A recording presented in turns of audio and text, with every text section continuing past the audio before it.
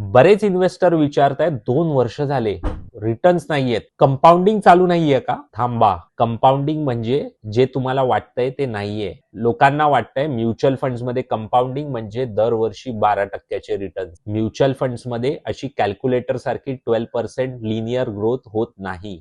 Wealth कॅल्क्युलेटरने build होत नाही, wealth बनते ओनरशिप क्वाइटली बिल्ड केल्यामुळे. कंपाऊंडिंगच्या 2 हिडन स्टेजेस आहेत. मार्केट साइडवेज जातो, रिटर्न्स डल असतात, एक्साइटमेंट नसते, लोकांना वाटतं मार्केटमध्ये काहीच होत नाहीये. पण बॅकग्राऊंड मध्ये काय चालू असतं? तुमच्या SIPs नवे युनिट्स अक्युमुलेट करत असतात, म्युच्युअल फंड स्कीम मध्ये आलेला डिव्हिडंड रिइन्व्हेस्ट होत असतो, कॅश फ्लो ऍड होत असतात, तुमची कंपन्यांमधली ओनरशिप वाढत असते, तुमचा mutual fund unit count silently वाढत असतो. कुणी टाळ्या वाजवत नसतं, पण फाउंडेशन तयार होत असते. पण एक दिवस मार्केट शार्पली वाढते. आता तुम्ही अक्युमुलेट केलेले सगळे युनिट्स एकत्र वाढतात आणि तेव्हा लोक म्हणतात वाव कंपाऊंडिंग. पण कंपाऊंडिंग आज सुरू झालेलं नसतं, ते मार्केटच्या साइडवेज असलेल्या बोरिंग इयर्स मध्ये बिल्ड झालेलं असतं. Real compounding is equal to rise in price in to accumulation. फक्त रिटर्न्स कडे बघू नका,